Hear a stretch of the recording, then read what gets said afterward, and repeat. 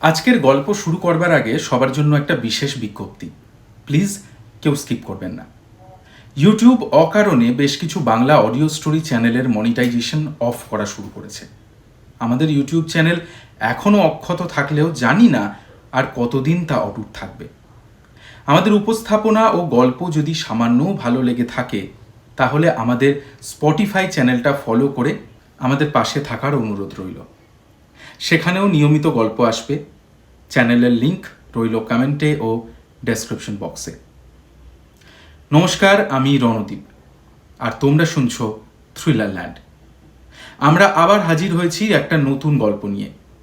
আজ তোমাদের জন্য থাকছে তোমাদের সবার অত্যন্ত প্রিয় লেখক শায়ক আমানের কলমে রাঙিয়ে দিয়ে যাও। গল্পটা আমরা নিয়েছি দ্বীপ প্রকাশনী থেকে প্রকাশিত লেখকের সেরা ৪৫ বইটা থেকে।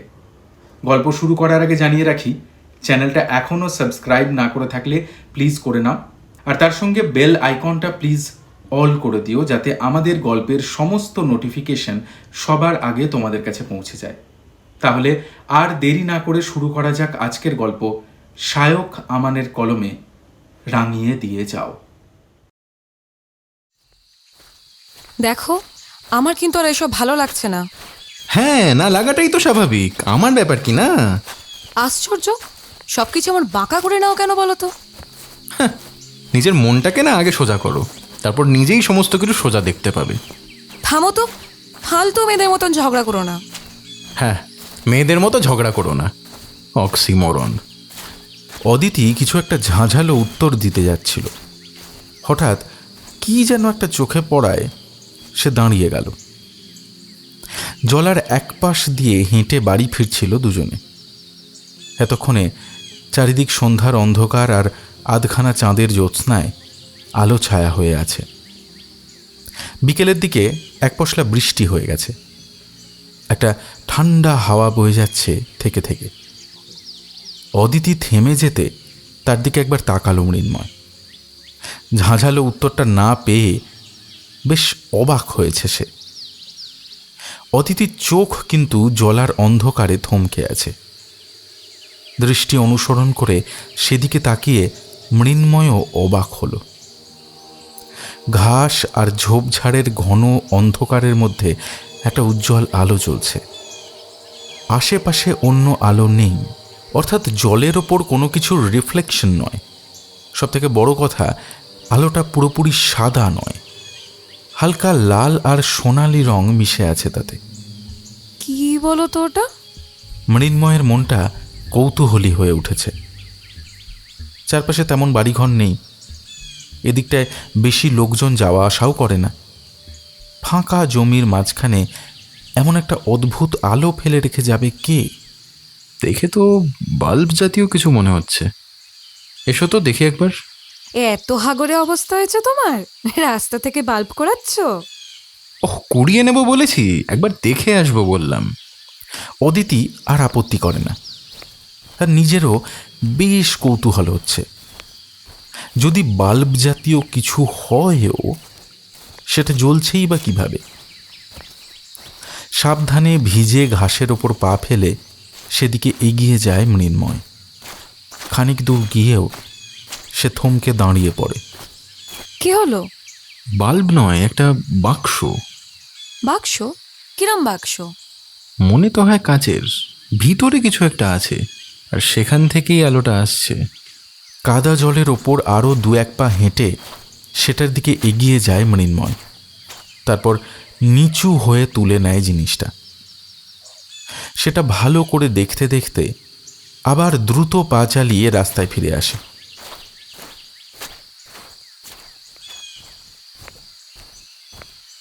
কাঁচের বাক্সটার ভেতর থেকে গোলাপি আলো এসে তার মুখে পড়েছে। ভেতরের তরল পদার্থটা কেঁপে কেঁপে উঠছে বারবার। অদিতি ভুরু কুঁচকে এতক্ষণ বাক্সটার দিকে তাকিয়েছিল। এবার কাচের উপর হাত রেখে সেটাকে ছুঁয়ে দেখে। এটা কি বলো তো? কি জানি, এমন অদ্ভুত জিনিস তো জীবনে দেখিনি। আমিও দেখিনি। খারাপ কিছু নয় তো? মানে বোম টোম বলছো? কি জানি, আজকাল তো কত কি শুনি। কৌটো বোমা, বোতল বোমা। তাহলে এমন খালি মাঠের মধ্যে পড়ে থাকবে কেন? আর তার থেকেও বড় কথা, এখানটায় দেখো, এই যে এখানে। মৃন্ময়ের বাঁ হাতের আঙুলটা বাক্সের একটা বিশেষ জায়গায় এসে স্থির হয়ে যায়। সেটা তরলের একটা বিশেষ জায়গা নির্দেশ করছে। সোনালি রং সেখানে একটু বেশি জমাট বেঁধেছে। আস্তে আস্তে মনে হয় কিছুর একটা আকার নিয়েছে সেটা। কিছুক্ষণ এক দৃষ্টে সেটা লক্ষ্য করতেই শিউরে ওঠে অদিতি। মুখ থেকে একটা ভয়ার্ত শব্দ বেরিয়ে আসে তার।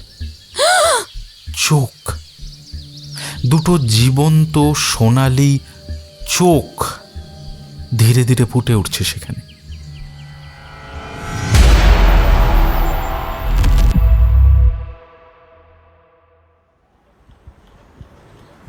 আরে আজ না আর হবে না, আর বলিস না, শরীরটা সকাল থেকেই বড্ড ম্যাজ ম্যাজ করছে। চিন্তা করিস না, অদিতি যাচ্ছে তো। এখন কি আর বলি, জানিসই আমি তো আনসোশ্যাল।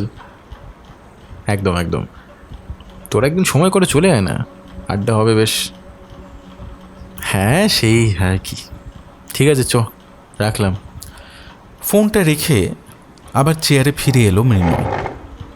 এতক্ষণে বুক ভরে খানিকটা নিঃশ্বাস নিল সে। শ্রীময়ী ছেলের অন্নপ্রাশনে যাবার একটুও ইচ্ছে নেই তার, অথচ না গেলেই অদিতির গাল ফুলে যাবে। সকাল থেকে কিছু একটা ছুতো খুঁজছিল সে। গাটা একটু গরম লাগতেই শরীর খারাপের বাহানা করে চাদর মুড়ি দিয়ে শুয়ে পড়েছে। অদিতি প্রথমে বিশ্বাস করতে চায়নি, পরে কপালে হাত দিয়ে বুঝেছে গায়ে সত্যিই জ্বর। বেশি লোকজন এমনিতেই পছন্দ নয় মৃন্ময়ের। তারপর এই সব পার্টিতে যারা আসে তারা বেশিরভাগই হিংসুটে ধরনের। বেশিক্ষণ তাদের মাঝখানে থাকলে মাথা ধরে যায়। কে কীরকম জামাকাপড় পরেছে, কত দামি গয়না পরেছে, কে বিবাহ বহির্ভূত সম্পর্কে জড়িয়ে পড়েছে, এর বাইরে আর কোনো আলোচনা নেই। অদিতি অবশ্য ভালোই বাসে এসব, কিন্তু একা যেতে সে কোনো মতেই রাজি নয়। চেয়ারে বসে একবার মাথায় হাত দিয়ে দেখে মৃন্ময়। আপাতত জ্বরটা বেশি নেই, শুধু মাথাটা ধরেছে। কিছুই ভালো লাগছে না। চেয়ারে বসতেই সামনে টেবিলের ওপর চোখ পড়ল তার। বেশ খানিকটা ঝুঁকে ভালো করে দেখার চেষ্টা করল সে। টেবিলের ওপরে কাল রাত্রে পাওয়া সেই কাঁচের বাক্সটা রাখা আছে। আকারে একটা টিফিন বক্সের মতোই, তবে আশ্চর্য রকম শক্ত। প্রথমে আলতো টোকা এবং পরে বেশ জোরে ঘা মেরেছিল কাল রাত্রে, কিন্তু একটা আঁচড়ও পড়েনি তার গায়ে। সম্ভবত কাঁচ নয়, সেটা অন্য কিছু। গোলাপি তরলের ভেতরে ছোট চোখ দুটো এখনো আগের মতোই স্থির।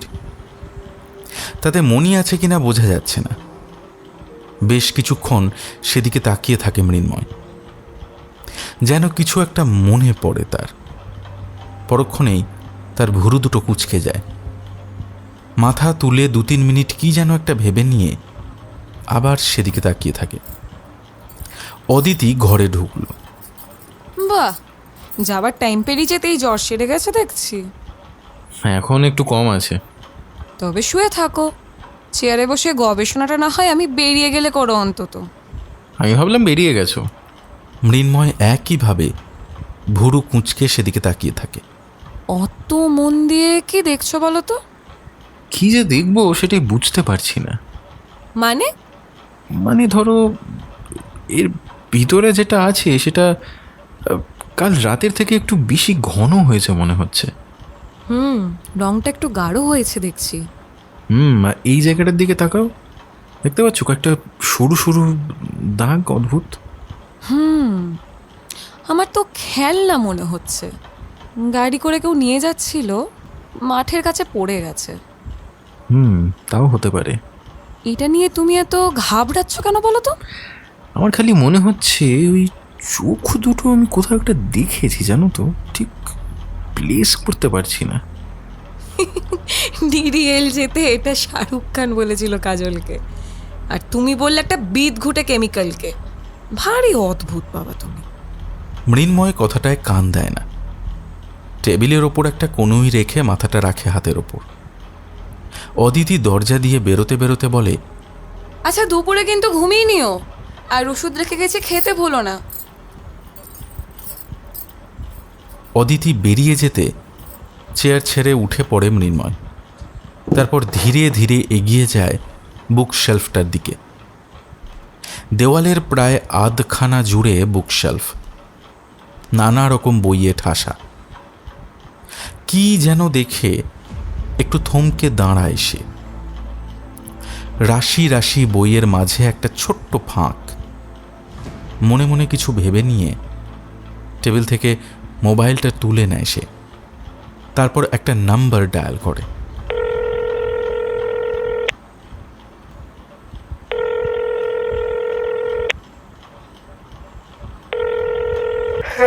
হ্যাঁ রে বল। এই আমার নর্স মাইথোলজির বইটা তুই নিয়ে গেছিলিস না? হ্যাঁ, তাই তো মনে হচ্ছে। সে তো প্রায় মাসখানেক আগে। শোন, ওটা নিয়ে তাড়াতাড়ি আমার বাড়ি চলে আয়। এক্ষুনি? কাল সকালে না হয়? না না, এক্ষুনি আয়, যত তাড়াতাড়ি সম্ভব। হ্যাঁ, কি ব্যাপার বলতো? তুই আয় না, সব বলছি তো। শোন, আমার শরীরটা খুব একটা ভালো নেই, আমি একটু রেস্ট নেব, রাখছি। ফোনটা কেটে দিয়ে আবার চেয়ারে এসে বসে পড়ে মৃন্ময়।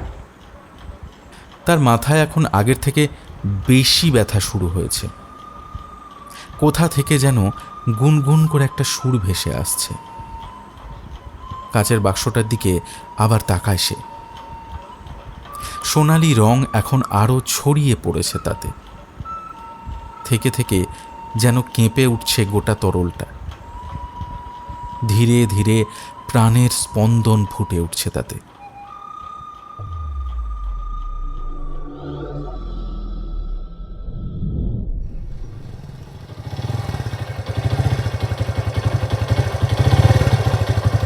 মৃন্ময়ের বাড়ির দরজার সামনে এসে দাঁড়িয়ে পড়ে সুমন্ত। ঘরের ভেতর থেকে কোনো সাড়া শব্দ আসছে না। দরজাটা পুরোপুরি বন্ধ করা নেই, আলগা করে ভেজানো। হালকা হাতে চাপ দিয়ে ভেতরে ঢুকে আসে সে। বিছানার ওপর শুয়ে আছে মৃন্ময়। তার একটা হাত মাথার নিচে রাখা, মাথার চুল এলোমেলো। ধীরে ধীরে মৃন্ময়ের দিকে এগিয়ে আসে সুমন্ত। মাথায় হাত রেখে হালকা ঠেলা দেয়। চোখ খুলেই ধরফর করে উঠে বসে সে। একটু হেসে সুমন্ত হাতের বইটা টেবিলের ওপর রেখে দেয়। বাবা, স্বপ্ন দেখছিলি নাকি? আয় বস। মৃন্ময়ের মুখের দিকে একবার ভালো করে তাকায় সুমন্ত। বেশ রুগ্ন দেখাচ্ছে তাকে।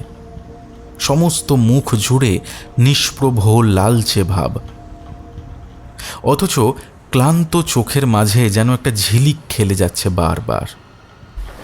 বিছানায় বসে সুমন্ত। কোনো ঝামেলায় পড়েছিস নাকি রে? হ্যাঁ, ঝামেলাই বটে, তবে নিজেকে নিয়ে নয়। অদিতির কিছু হয়েছে? তোদের এই এক ব্যাপার বটে, বেশিরভাগ সময়ই হয় ঝগড়া নয়তো কথা কাটাকাটি। এখন কোথায় তিনি?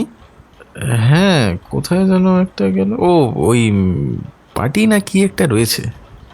তুই গেলি না কেন? তোর সালা, আমার ওসব ভাল লাগে না, জানিস তো। আরে ভালো না লাগলেও মাঝে মধ্যে যাওয়া উচিত। অন্তত বেঁচে যে আছিস সেটা তো লোকজনকে জানানো দরকার। জানিয়ে লাভ? আরে বাবা, অন্তত অদিতিকে খুশি করার জন্য। শোন, ওকে খুশি করা না সাক্ষাৎ মহাদেবের অসাধ্য, ঠিক আছে? হ্যাঁ, যাই হোক, আমাকে জরুরি তলব কেন সেটা তো এবার বল। বলছি। বিছানা ছেড়ে উঠে পড়ে মৃন্ময়। বেসিনের কাছে এগিয়ে গিয়ে মুখ ধুতে ধুতে বলে, বইটা পড়েছিস মন দিয়ে? পুরোটা না, তবে বেশ ইন্টারেস্টিং। কিন্তু এর জন্য তুই আমাকে সাত সকালে। হেব্রক নামটা চেনা লাগছে। হেব্রক? নামটা শুনেছি, কিন্তু কোথায় যে। কিন্তু তুই এসব নিয়ে মেতেছিস কেন? মৃন্ময় আর কিছু বলে না। মাথা নিচু করে কি যেন ভাবতে থাকে। একদিন মাথায় এক একটা ভূত চাপবে, আর আমাদের হয়েছে স্নোরি স্টাইলসনের লেখাতেই আছে কথাটা। সেটা আর কি। সঙ্গে সঙ্গে উত্তর দেয় না মৃন্ময়। মুখ ধোয়া শেষ করে বিছানার কাছে ফিরে এসে বসে পড়ে। টেবিল থেকে একটা সিগারেটের প্যাকেট তুলে নিয়ে তা থেকে একটা সিগারেট বের করে ধরায়। আজ থেকে অন্তত 1000 বছর আগে প্রায় একা হাতে প্রায় বিলুপ্ত নর্স মাইথোলজির বেশিরভাগটা লিখেছিলেন ভদ্রলোক। বানিয়ে নয় কিন্তু, সেই সময়কার মুখে মুখে চালু গল্পগুলোকে তিনি লেখায় ধরে রেখেছিলেন। এই হেব্রকের কথাটা তিনি শুনেছিলেন এক মৃত্যুশয্যাশায়ী বৃদ্ধের মুখে, ফলে ঘটনার সত্যতা যাচাই করবার সুযোগটা তিনি পাননি। আমি এখনো বুঝতে পারছি না এর সঙ্গে তোর বা আমার সম্পর্কটা কোথায়। বলছি তো, সেই বৃদ্ধের কাপড়ের ভাঁজে একটা হাতে আঁকা ছবি পেয়েছিলেন স্টালসন, এবং সেই ছবিটাই আছে ওই বইতে। এই বইতে? এক্স্যাক্টলি, একটা চোখের ছবি। তবে হাতে আঁকা চোখ বলে সেটা বোঝার উপায় নেই যে মানুষের নাকি প্রাণীর নাকি অন্য কিছুর। অন্য কিছু? স্টালসনের থেকে এর বেশি কিছু পাওয়া সম্ভব নয়। তিনি এ নিয়ে এর থেকে বেশি কিছুই লিখে যেতে পারেননি। বইতে চোখের ছবিটা এতক্ষণে খুঁজে পেয়েছে সুমন্ত। সেটাকেই ভালো করে উল্টে পাল্টে দেখার চেষ্টা করে। বোঝা যায় আসল হাতে আঁকা ছবিটা সময়ের সঙ্গে সঙ্গে বেশ পাল্টে গেছে। এবার এসব ঘাঁটা ছাড়, শরীর ঠিক হলে চল কোথাও কদিন ঘুরে আসি।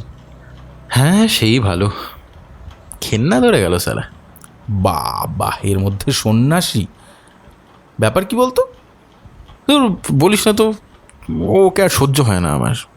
কেন? কেমন যেন টিপিক্যাল টাইপের, বড্ড মেইলি হয়ে যাচ্ছে দিন দিন। পরশু আবার জন্মদিন, আবার কিছু একটা নেকা নেকা জিনিস দাবি করে বসবে। আরে মেয়েরা মেয়েলি হবে এতে আশ্চর্য কি? আমার কিন্তু অন্য একটা ব্যাপার আশ্চর্য লাগছে। বইটা এতদিন আমার কাছে পড়েছিল, ভেবেছিলাম ফেরত দেবো না, তুইও হয়তো ভুলে গেছিস। অথচ মনে পড়তে একবারও কথা শোনালি না। বইপত্র নিয়ে এত উদার তো তোকে হতে দেখিনি আগে। আমার তো পড়াই আছে, আজকাল আর খামোকা ঝগড়াঝাটি করতে ইচ্ছা করে না। আর তাছাড়া সারাদিন বাড়িতে এমনিই চলছে। তো সেই জন্যই আজ সকাল সকাল ডেকে পাঠালি আমাকে। তোকে একটা জিনিস দেখানোর আছে। কি জিনিস? মৃন্ময় ধীরে ধীরে আলমারিটার দিকে এগিয়ে যায়। পাল্লা খুলে কাপড়ে মোড়া বাক্সটা বের করে আনে। সুমন্ত অবাক হয়ে দেখে জিনিসটা। কাচের বাক্সের ভেতর লালচে হলুদ পদার্থ, অনেকটা জেলির মতো। অল্প অল্প নড়ে উঠছে সেটা যেন। এটা কি রে? পেলি কোথায়? সেটা পরে বলছি, আগে জিনিসটা দেখ ভালো করে। কাচের বাক্সটা সাবধানে হাতে নিয়ে ভালো করে দেখে সুমন্ত। জেলিটা প্রথমে সাধারণ মনে হলেও পরে দেখল অদ্ভুত কয়েকটা নকশা ফুটে উঠছে তার উপর। যেন সরু পেন্সিল দিয়ে অজানা ভাষায় কেউ কিছু লিখেছে তার উপর। সমস্ত জিনিসটা ছড়িয়ে গিয়ে যেন একটা আকৃতি নিতে চাইছে জেলিটা, অথচ ঠিক কিসের সেটা বোঝা যাচ্ছে না। কাল রাতে জলার ধার দিয়ে ফিরতে ফিরতে কুড়িয়ে পেলাম জানিস। তখন অবশ্য এতটা ঘন ছিল না। তুই কিছু বুঝতে পারছিস? কাঁচের বাক্সর ভেতর রঙিন জেলি, দারুণ জিনিস কুড়িয়ে পেয়েছিস। কিন্তু চোখ দুটো কিন্তু অবিকল বইয়ের হাতে আঁকা ছবিটার মতো। যেন ওটা দেখেই জেলির গায়ে চোখ এঁকেছে কেউ, অথবা উল্টোটা। আমি শুধু ভাবছি, যদি এটা কোনো প্রাগৈতিহাসিক প্রাণীর প্রাথমিক অবস্থা হয়, তাহলে সে এখানে এলো কী করে? সব থেকে বড় কথা, এখনও যদি তারা টিকে থাকে, তাহলে দেখা যায় না কেন? বাক্সটা পাশে রেখে উঠে দাঁড়ায় সুমন্ত। একটা চিন্তা তার কপালে ভাঁজ ফেলেছে। মন দিয়ে ভাবতে থাকে সে। মৃন্ময় অবাক হয়ে দেখে তার ভুরু দুটো ভয়ানক কুঁচকে আছে। গালের পাশ থেকে একটা লাল আভা ছড়িয়ে পড়ছে ধীরে ধীরে। কি হলো রে, চুপ করে গেলি যে? তোর চোখ দুটো চেনা চেনা লাগছে, আমার আবার উল্টো দিকের এই দাগগুলো চেনা চেনা লাগছে। কোথায় যেন দেখেছি। জেলির ওপর নকশাগুলো এখন আরও একটু স্পষ্ট হয়ে উঠেছে। যেন হাতে এঁকে কেউ একটু একটু করে ছবি ফুটিয়ে তুলছে সেখানে। মাড গ্লিভস। কি? আরে মাড গ্লিভস, টেনেসিতে নতুন আবিষ্কৃত গুহার দেওয়ালে আঁকা একটা বিশেষ ছবি। আজ থেকে 4-5 হাজার বছর আগেকার মানুষ এঁকেছিল সেগুলো। সেখানেই দেখেছিস দাগগুলো? শুধু সেখানে নয়, ইজিপ্টের পিরামিডের দেওয়ালেও মাঝে মধ্যে অদ্ভুত দুটো ডানার ছবি দেখতে পাওয়া যায়। শরীর নেই, শুধু ডানা। হায়ারোগ্লিফিক্স, সেখানেও আছে দাগগুলো। আরব দেশের মাইথোলজিক্যাল ক্রিয়েচার হুপি, 1000 বছর আগের সভ্যতা, পৃথিবীর সম্পূর্ণ আলাদা প্রান্তে কয়েক হাজার বছরের ব্যবধানে একই প্রাণী বারবার ফিরে আসে তাদের শিল্পে। এর কি মানে হতে পারে? কি হতে পারে? আমার যদি অনুমান সঠিক হয় তাহলে প্রাণীটা শুধু প্রাগৈতিহাসিক নয়, মহাজাগতিকও।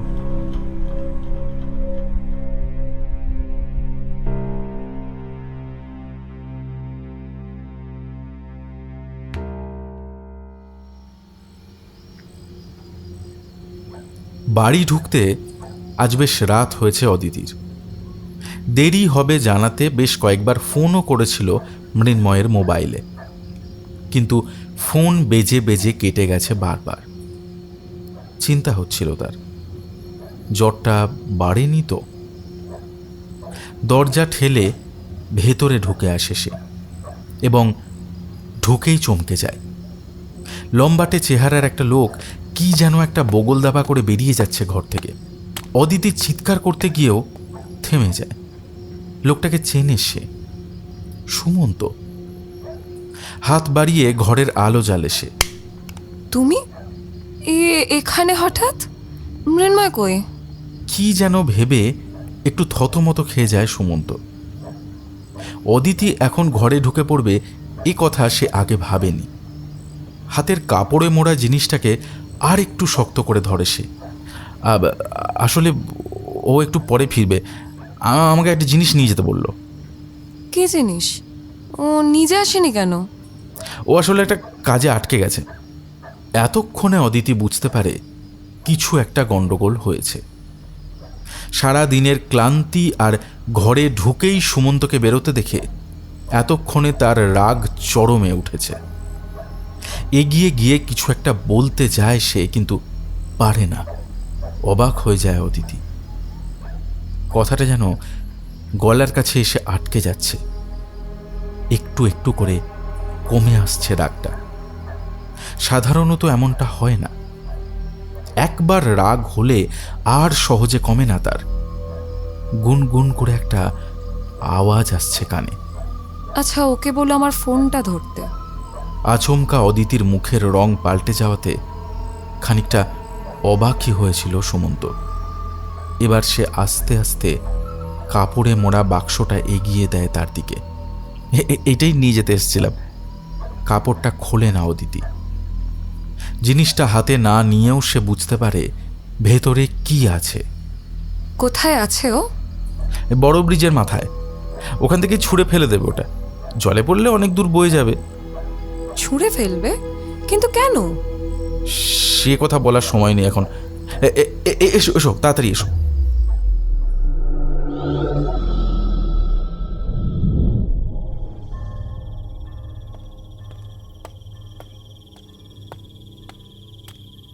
সুমন্ত দেরি হচ্ছে দেখে বেশ অস্বস্তি হচ্ছিল মৃন্ময়ের। দ্রুত পায়ে ব্রিজের ওপরে পায়চারি করছিল সে। রাত প্রায় 12:30টার কাছাকাছি। এতক্ষণে রাস্তাঘাট পুরোপুরি ফাঁকা হয়ে গেছে। উল্টো দিকের রেলিংয়ে দুটো কুকুর নিশ্চিন্তে শুয়ে ঘুমাচ্ছে। লম্বা খাম্বা থেকে সাদা আলো এসে পড়েছে তাদের গায়ে। মৃদু একটা হাওয়া বইছে সেই সঙ্গে। অবশ্য উত্তেজনায় সেটা খেয়াল করছে না মৃন্ময়। দূরের দিকে তাকিয়ে এবার দুটো ছায়ামূর্তিকে দেখতে পেল সে। তারপর পা চালিয়ে এগিয়ে গেল সেদিকে। খানিকটা এগোনোর পর সে থমকে দাঁড়ালো। অদিতির তো এখানে আসার কথা ছিল না। সে তো কিছুই জানে না। আমি ঘর থেকে বেরোচ্ছিলাম, তখনই ও ঢুকলো। অবশ্য কিছু বলা হয়নি ওকে। ঠিক আছে, ভালোই করেছিস। আগে এটাকে বিদায় করতে হবে। কিন্তু হঠাৎ ফেলে দিচ্ছ কেন? সমস্তটা বলবো তোমায়, আগে এটার একটা ব্যবস্থা করি। আপাতত এইটুকু জেনে রাখো যে এইটার ভিতর যেটা আছে সেটা জীবিত। জীবিত? কিন্তু এরকম কিছুর কথা শোনোনি তো কোনোদিন? তুমি কেন, সম্ভবত কয়েক হাজার বছর আগে হাতে গোনা কয়েকজন ছাড়া এর কথা কেউ শোনেনি। আর কিছু জিজ্ঞেস করে না অদিতি। মৃন্ময় কাপড়ের বাক্সটাকে শক্ত করে চেপে ধরে ব্রিজের একদিকের রেলিং বরাবর এগিয়ে যায়। মৃদু হাওয়াটা ঘন রাতের সুযোগে এতক্ষণে একটু বেড়ে উঠেছে। সেই হাওয়ার টানে একবার একটু সরে যায় কাপড়টা। মুহূর্তের জন্য অবাক বিস্ময়ে অদিতির নিঃশ্বাস বন্ধ হয়ে আসে। কাচের বাক্সটা এখন আর শক্ত নেই, অজস্র ফুটো ফুটো দাগে ছেয়ে গেছে সেটা। ভেতর থেকে আর একটু চাপ পড়লেই যেন ভেঙে যাবে। ছিটকে আসা গোলাপি আভায় চোখ ধাঁধিয়ে যায় অদিতির। সে অন্যদিকে মুখ ফিরিয়ে নেয়। ব্রিজের নিচে জলের বেগ বেশ খানিকটা বেশি।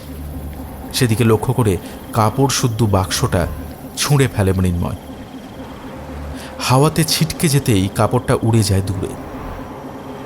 একটা তীব্র গোলাপি আভায় ভরে যায় নদীর বুক। বাক্সের ভেতরটা এখন আর চৌকো নেই, কিছুর একটা আকৃতি ধারণ করেছে সেটা। তার মাথাটা সরু, ঘাড়ের কাছে অজস্র কাঁটা ফুটে উঠেছে। সেই সঙ্গে দুটো আশ্চর্য রকম লম্বা উজ্জ্বল ডানা। মুহূর্তের জন্য স্তব্ধ হয়ে গিয়েছিল তিনজনেই। গোলাপি আলোটা জলের ওপর গিয়ে পড়তেই বাকি দুজন ছুটে গেল ব্রিজের কিনারায়। ডুবে যাওয়ার মিনিট খানেক পরে গোলাপি আভাটা জলের ওপর থেকে ধীরে ধীরে মিলিয়ে গেল। একটা বড়সড় নিঃশ্বাস নিল মৃন্ময়। চলো, আর ভয়ের কিচ্ছু নেই। তুমি কিন্তু এখনো বললে না কি ছিল ওটা। পৃথিবীর ইতিহাস জুড়ে ছড়িয়ে থাকা এক রহস্যময় মহাজাগতিক প্রাণী হেবরক। সম্ভবত এটাই তার জন্মদশা। পূর্ণাঙ্গ প্রাণীটা মানুষের থেকে আয়তনে কয়েক গুণ বড় হবে। এখন এর থেকে বেশি আর কিছু জানা সম্ভব নয় তার সম্পর্কে। তাহলে এভাবে ফেলে দিলে কেন? কেন ফেলে দিলাম এটা বুঝতে গেলে ইতিহাস ঘেঁটে দেখতে হবে। অন্তত কয়েক হাজার বছরের ইতিহাস। সেটা না হয় কালই হোক, আজকে মনের অবস্থাটা। আচ্ছা ঠিক আছে, পরে হবে না হয়। কথাটা বলে অদিতি নিজেও দ্রুত পা চালায়।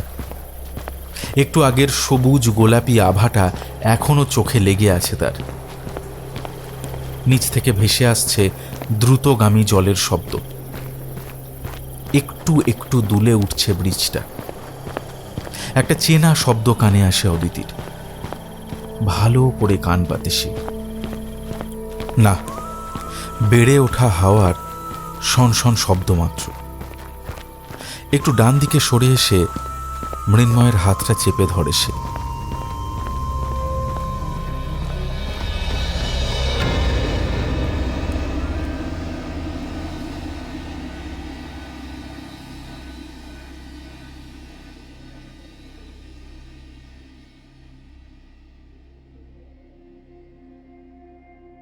আজকের দিনটা একটু বেশি ঝলমলে। সকালে এক পশলা বৃষ্টি হয়ে গেছে, গরম খানিকটা কমেছে তাতে। দুপুরের ঠান্ডা আলো গায়ে মেখে সচল হয়েছে শহর। জলে ভেজা রাস্তার ওপর দিয়ে থেকে থেকে ছুটে যাচ্ছে গাড়ি। চারপাশের দোকানগুলোকে যেন কাঁপিয়ে দিয়ে যাচ্ছে। এইসব দোকানের মাঝেই একটা রেস্তোরাঁ। তারই দোতলায় একটা টেবিলে বসে আছে ওরা দুজন। বেশ খানিকক্ষণ আগে খাবার দাবার দিয়ে গেছে বেয়ারা। আপাতত সেগুলো অভুক্ত অবস্থায় পড়ে আছে। দুজনেরই সামনে খোলা রয়েছে কয়েকটা মোটাসোটা বই আর গোটা কয়েক ছাপানো কাগজপত্র। তার মধ্যে থেকেই একটা তুলে নেয় অদিতি। ওপর থেকে নিচ অবধি চোখ বোলায়। দেখে তো মনে হচ্ছে দুটো ডানা। এবং ডানার গায়ে কিছু বিশেষ নকশা কাটা। ডানা তো পাখিদেরও থাকে। কিন্তু সেসব পাখিদের অর্থ কিন্তু মৃত্যু নয়। মৃত্যু? কিরম মৃত্যু? ডানাওয়ালা গোলাপি প্রাণী, যার ঘাড়ের কাছে কাঁটা আছে আর ডানায় আছে বিশেষ কিছু নকশা। এই ধরনের প্রাণীর কথা ইতিহাসে বেশ কয়েকবার শোনা গেছে, আর শুধু ইতিহাসে নয়, দেশ বিদেশের মাইথোলজিতেও।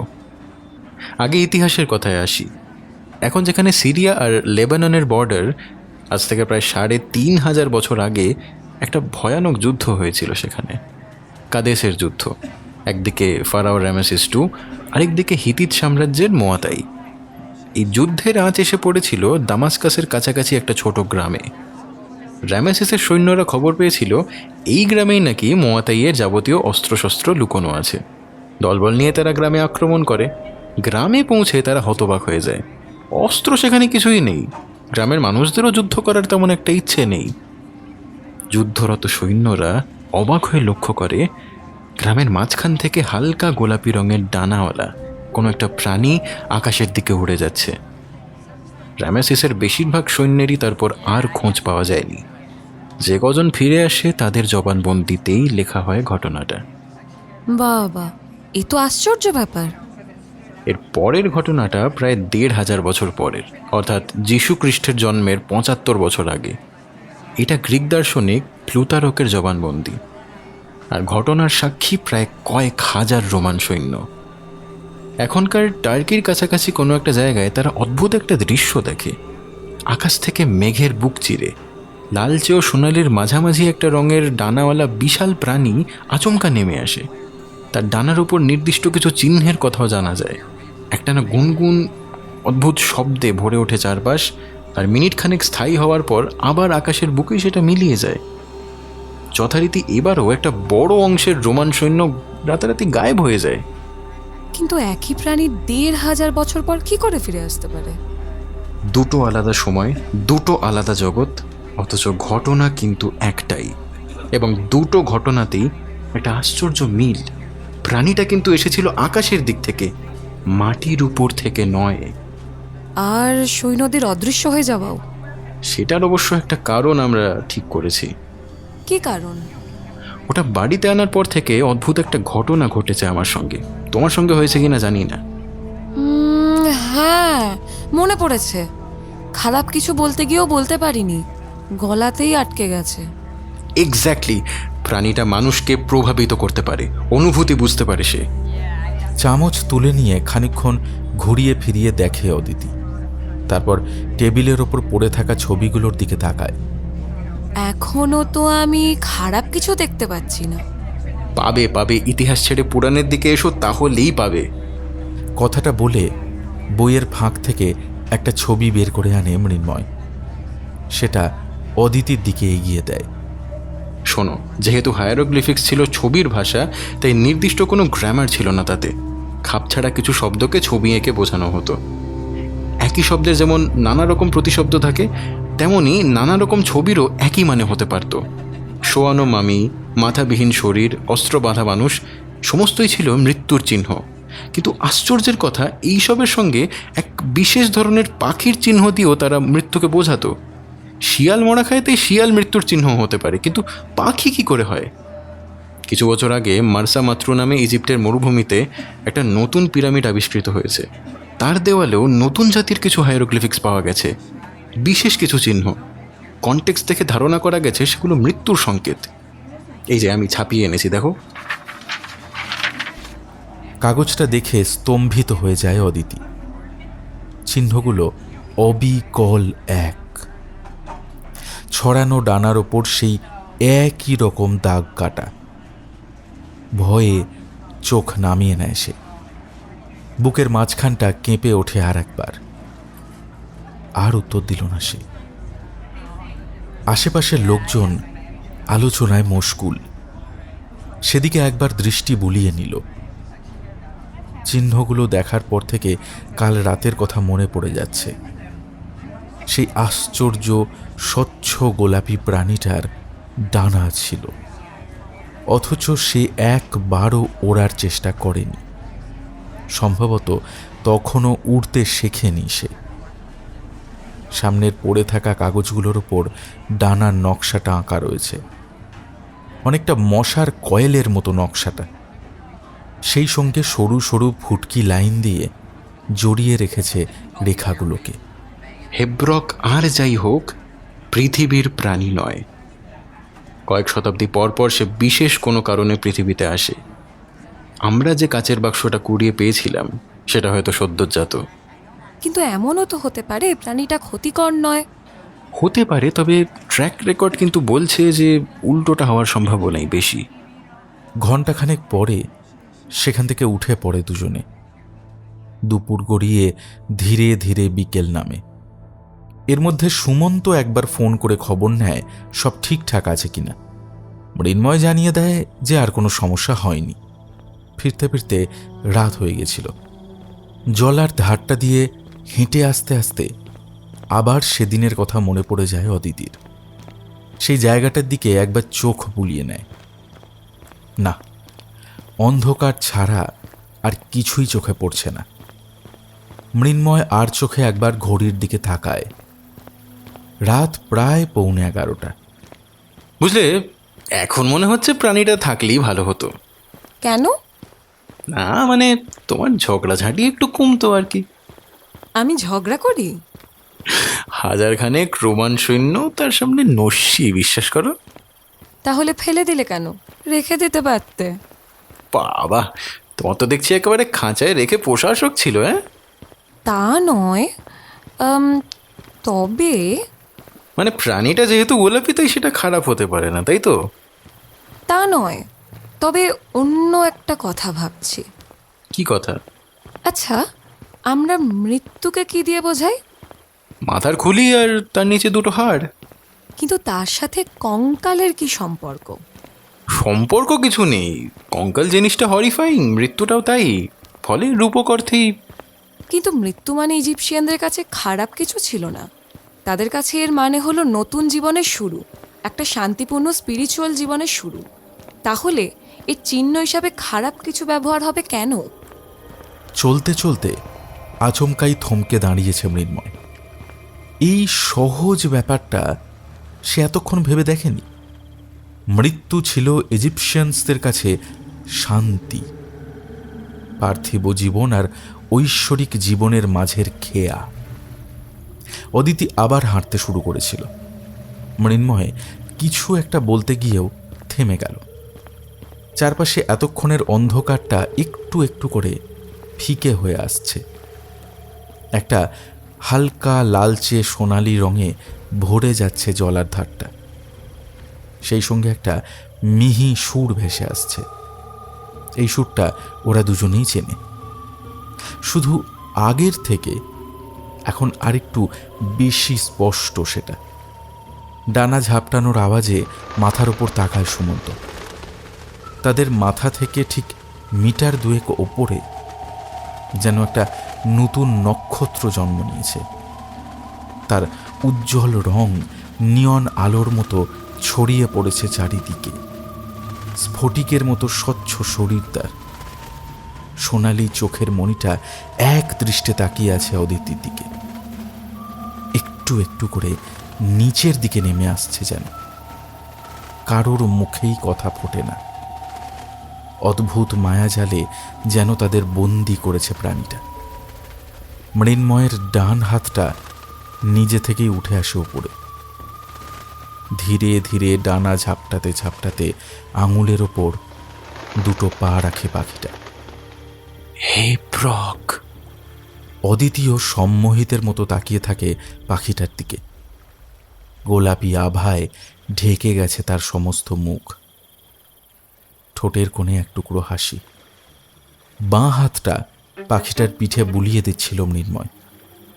পাখিটাও এতক্ষণ এদিক ওদিক মুখ ফিরিয়ে কিছু একটা দেখার চেষ্টা করছিল। সম্ভবত চারপাশটা এখনো ভালো করে বুঝে উঠতে পারেনি সে। আচমকাই মুখ ফিরিয়ে মৃন্ময়ের বাঁ হাতের আঙুলে সজোরে কামড়ে দিল সে। ছটফটিয়ে উঠে হাত সরিয়ে নিল মৃন্ময়। আঙুলের ওপর সরু ধারায় রক্ত নেমেছে। ঘাবড়ে গিয়ে ডানা ঝাপটে বেশ খানিকটা ওপরে উড়ে গেল পাখিটা। একবার নিচে তাকালো, তারপর উন্মুক্ত ডানায় ভর করে উঠতে লাগলো আরো উপরে। রাতের আকাশে একমাত্র চাঁদটাকেই ভালো করে দেখতে পেল সে। তাই সেটার দিকেই উড়ে একটু একটু করে ছোট হয়ে গেল সে। গোলাপি আভাটা মিলিয়ে আসতেই দূরে গির্জার ঘণ্টা বেজে উঠল। ঘড়ির দিকে তাকালো অদিতি। রাত 12টা বাজছে। একেই বলে হাতের লক্ষ্যে পায়ে ঠেলা। শোনো, ও লক্ষ্মী পৃথিবীর নয়, হ্যাঁ, রাখলেও থাকতো না। অন্তত কাল ফেলে তো দেওয়া হতো না। বেশ হয়েছে হাতে কামড়েছে। ব্যাস, পাখিও বিদায় নিয়েছে, তোমারও যথারীতি ঝগড়া শুরু হয়ে গেছে। নিজের দিকে তাকাও একবার, ভুলে মেরে দিয়েছো। কি বলেছি বলো তো? অদিতি উত্তর দেয় না, গটগট করে সামনের পথ ধরে। ও হো, মনে পড়েছে, 12টা বেজে গেছে না? তোমার তো জন্মদিন না আজ? হ্যাঁ। অদিতি আগের মতোই সামনের দিকে এগিয়ে যায়। মৃন্ময় আচমকাই তাকে থামিয়ে দিয়ে একটা হাত সামনে বাড়িয়ে দেয়। এই যে ধরো তোমার গিফট। হাত খালি। তোমার চালাকি জানি না আমি? আরে খুলে তো দেখো। না। ওহ বাবা, একবার খুলেই দেখো না। একটু ইতস্তত করে হাতটা খুলে ফেলে অদিতি। খুলতেই সে অবাক হয়ে যায়। মৃন্ময়ের খোলা মুঠোয় ধরা রয়েছে স্বচ্ছ গোলাপি রঙের একটা পালক। এটা কখন পেলে? কখন আবার? তুমি কি ভাবলে পাখিটা এমনি এমনি আমার হাতে কামড়ে দিয়েছে? অদিতির হাসিটা এতক্ষণে গোটা মুখে ছড়িয়ে পড়ে। পালকটা আলতো করে হাতে ধরে সে। দুজনে এগিয়ে যায় সামনের দিকে। জলার ধারের এই ঘুটঘুটে রাতেও এক টুকরো পালকের আভা অন্ধকারটাকে একটুখানি ফিকে করে দেয়।